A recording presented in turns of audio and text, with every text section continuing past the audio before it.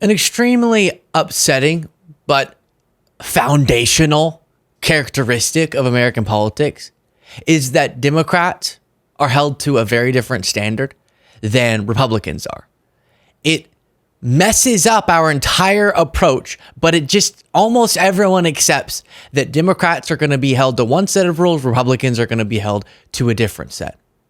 And that lays itself bare very presently in the clip that you're about to watch, where Bret Baier sort of upsets Trump and Trump cuts him off by asking the question that Democrats always have to answer when they're the ones in power, which is, how are you going to reach out to and unite with the portion of the country that voted against you? And there's real efforts that will be made. Much of Biden's agenda disproportionately benefited red areas. But then when it's a Republican in power, no interest. And actually, it bothers Trump that this would even be a question.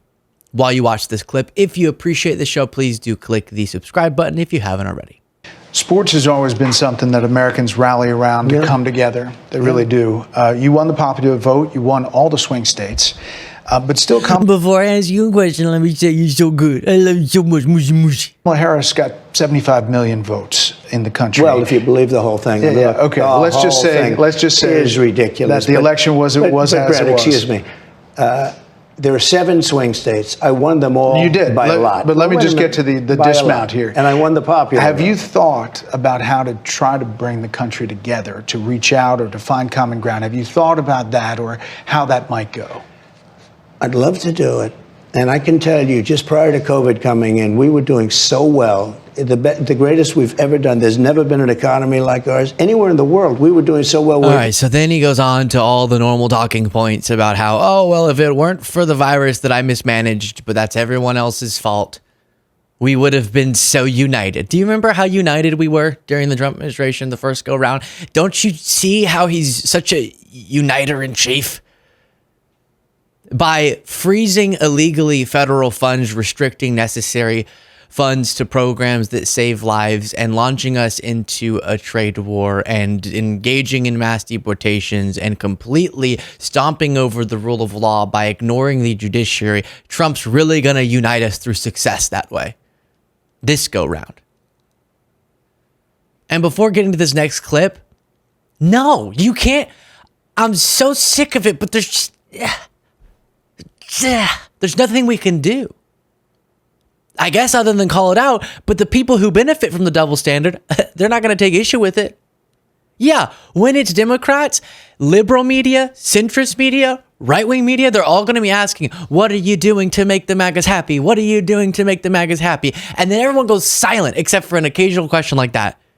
Whenever it's Trump, they cheer on him wanting to get rid of FEMA, which if you'll take that down, Jaden, I'll show people. Look at what he posted out. FEMA spent tens of millions of dollars. He's talking about just lies, but we'll talk about it later. The Biden-run FEMA has been a disaster. FEMA should be terminated. It should be terminated. Individual states should handle storms. Why?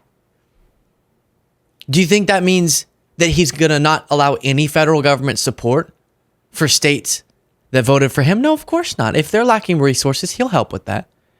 But this is a way for him to further give himself more power that he can then weaponize against those that he doesn't like. You say, well, that's kind of speculative. Not really, because he's said that's what he wants to do with California. If they don't change their voting laws, he doesn't want to give them any wildfire support. He's shown us why he's making these changes and completely restructuring the government. Maybe FEMA is the next thing they're going to get rid of illegally without the approval of Congress. And then when a judge says, and we're going to get into this constitutional crisis we're dealing with right now, when a judge says you can't do that, they'll just go, we don't care. Is that how he's uniting the country? Then here he doubles down on rigged election claims. Ukraine, though, you think you can get a deal? Do you keep sending American weapons until you do? No, what I'm saying is the following. They have tremendously valuable land in terms of rare earth, in terms of oil and gas, in terms of other things. I want to have our money secured because we're spending hundreds of billions of dollars. And, you know, they may make a deal. They may not make a deal. They may be Russian someday, or they may not be Russian someday, but we're going to have all this money in there. And I say, I want it back. And I told them that I want the equivalent, like $500 billion worth of rare earth. And they've essentially agreed to do that. So at least we don't feel stupid. Otherwise, we're stupid. I said to them, we have to get something. We can't continue to pay this money. You know, but on the Russian side, how do you get Putin? Do you squeeze him to get him to the table? I mean, how do you? It would have, look, I say it all the time. This would have never happened if I were president. You are president right now. If the election weren't rigged, this would have never happened. And let's see whether or not Fox lets you put that in, okay? If the election weren't rigged, you hear me, rigged? Let's see, I mean, this would have never happened. It wouldn't happen with Putin, and October 7th would have never happened either. Iran was broke. They were down. And then he just starts going on to other things. How are you going to get a deal? Well, we want rare earth minerals from Ukraine. We want them to give us stuff. Otherwise, we won't support our ally and try to assist in preventing an authoritarian regime from taking over territory that's not theirs. We won't do that unless you give us a bunch of valuable stuff, if you give us a bunch of resources. Okay, but how are you going? You said you could end it in 24 hours. How are you going to end it? Maybe, I mean, that's past, but at all. Oh, well, it never would have happened. Okay. And how are you going to stop it like you promised to on the campaign trail? We didn't buy it, but a lot of people bought it. And it's a fair question. How are you going to do that? You're bringing up Zelensky, some quid pro quo. We're going to take this from them and some exchange. But Putin's a part of this, right? Because maybe he's sort of kind of the person who, you know, like sort of started the whole thing. This entire conversation gets centered around Zelensky. Well, there's one person who's actually continuing the invasion every single day. And Trump doesn't like bringing him up. Oh, but it never would have happened. You're president now and you said that you could stop it. So that doesn't work anymore. He just has a Rolodex of talking points that Russia never would have happened, never would have happened, never would. Give us something. Now, in reality, it was just a talking point. We all know that. Well, we don't all know that. We all know that. But the fact that people fell for it is still disturbing. Here he gets asked if J.D. Vance will be his successor. And actually, before playing that, remember that he doubled down there on his lies about the 2020 election. But in the earlier clip, when asked, will he unite with Kamala Harris or with her supporters, he said, oh, well, she didn't actually get that many votes. He still has to lie even when he wins. Do you view Vice President J.D. Vance as your successor, the Republican nominee in 2028? No, but he's very capable. I mean, I don't think that I think you have a lot of very capable people. So far, I think he's doing a fantastic job. It's too early. We're just starting. But by the time you get to the midterms, he's going to be looking for an endorsement. Yeah, a lot of people have said that this has been the greatest opening, almost 3 weeks, in the history of the presidency. It's definitely been the fastest and the most stuff Well, happening. we've done so much so fast, and we really had to, because they have really, what they've done to our country is so sad. It's so sad. We're going to be bigger, better, and stronger than ever before. But first, we have to tear it down all the way to the ground. But then a different leader who's not Republican can come in and build it back up greater than ever, I guess. Because right now, all he's doing is tearing it down. Yes, at a fast pace. I will credit him with the fast pace. But speed, when you're really quickly doing bad things, not so great. And on some of the substance of what I mean by that, we have a whole show ahead of us today. Different segments, if you're watching them individually on the YouTube channel, of the nitty gritty of the constitutional crisis that he's launched us into. He does address his conversations with Xi Jinping. I happen to like him a lot, President Xi. Yes. I love talking to him. Since the inauguration? Yeah, and I've talked to him. And I talk to his people, too. His people come in all the time. We have a very good personal relationship. You know, I don't want to sound foolish because... Well, you had him here, Mar-a-Lago. I had him here. I know him very well. I know him probably better than just about anybody in various parts of the world. I know Kim Jong-un from North Korea better than anybody. Most people never even will ever get to talk to him. I was on that trip. I know. I remember it well. You can attest. I know Xi so well, better than his wife. I wish I could be his wife. Yeah, again, the talking points, it's so repetitive. I know Xi better than anyone. What are you saying? What? Who cares? What are you saying?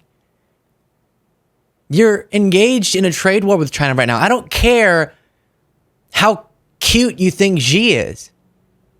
I don't care about your bromance with Xi. He just has a few sentences that he will spit out on any given subject.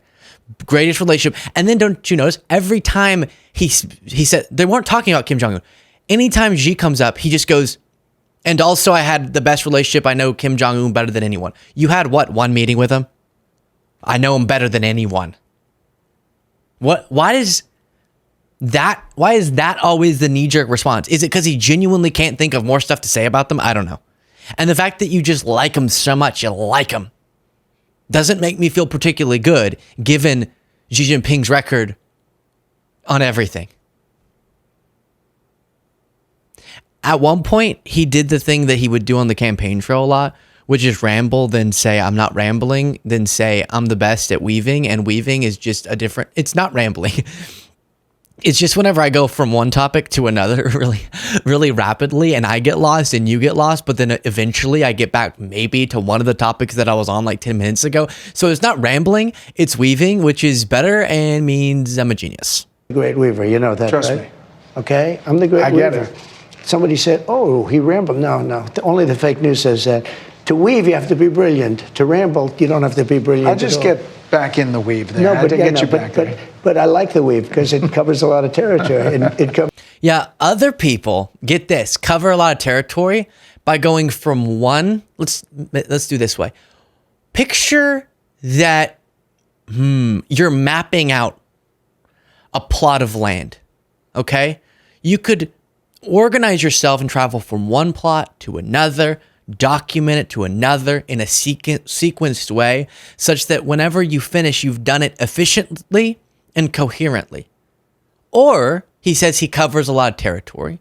You can go from this piece of land to that piece of land, then all the way back over there, then there, then there, then there, then there, and get really lost. But just because your feet touched all the different pieces of territory, you credit yourself with being a genius of communication. I don't know. One seems more logical than the other. By the way, when this popped up, as Trump saying the weave thing, this smile from Bret Baier, I'm not going to tell you what specifically happened, but a little liquid left me. That sounds weird. I peed my pants. Not really. I'm just saying this like made me scared is maybe my thesis there. And I came up with the most awkward way to say that imaginable.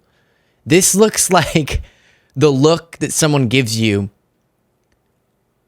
before they stab you. Anyways, he's really trying to make sure Trump feels comfortable with that big old grin. Another clip. I want to have tariffs separately from that on steel, on autos, on semiconductors and chips, and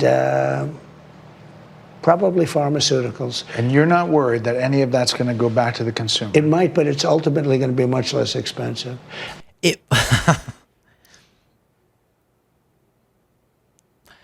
No wonder Bret has to smile like that. You're doing great, buddy. You're doing great. Because otherwise, maybe Trump would realize how nonsensical the things he's saying are. The cost may be burdened by the consumer, but it's okay because it'll be down. No, the costs will be up, which you just admitted but then said, but ultimately would go down. Let's listen because apparently he has a good example. Less expensive. I'll give you an example. The so-called fat drug or fat shot, whatever it's called, Ozempic or Mounjaro. In London, you get it for $88. In New York, you get it for $1,200. You can't even buy it. It's very unfair. The identical package made in the same factory, shipped to different places, but made literally in the same factory. In London, it's $88, and in New York, it's $1,200, and you can't get it. And the reason is because everything's added on to the United States because the United States has been too nice. This is the Trump con in a nutshell, right? You say something, you point to a problem that everyone agrees with, which is that it's absurd how much we pay for pharmaceutical drugs compared to countries just right over our neighbors, right? And so everyone goes, yes, thank you for talking about it. But then you prescribe a solution that proves you don't know what you're talking about, and you're not actually serious about solving the problem, and would actually make the problem worse. But a lot of people stop at, well, he said that there was a problem, and I agree yes, there's a problem, but he's making it worse. Do you think, as he's saying, putting tariffs on pharmaceuticals that are imported, that's going to help with the problem of it being more expensive here? No, that would worsen the problem. There's a bunch of reasons that drugs are so much more expensive in the United States. One of them is that we're the only industrialized country that doesn't have a universal approach to healthcare or health insurance. And so whenever you have that, you can then negotiate with drug companies as the major buyer and say, you're going to have to lower your costs. Something that was banned in the United States, even just for Medicare up until the Inflation Reduction Act, which changed that, which Trump has said he'd want to repeal. So actually his solution, his deregulation approach to all the industries, in addition to slapping on extra taxes for imported pharmaceutical drugs, would make the problem worse. But, he said there's a problem, so he must be a real populist. One other little random moment in response to this, Jesse Waters said, Bret. It's easy finding fraud. You just close your wallet and see who cries the loudest. Yeah, in this case, it's little kids who are starving who are crying, Jesse. But I'm sure you find yourself very, very witty. Share your thoughts in the comments. Support the show if you'd like to by clicking that join button below.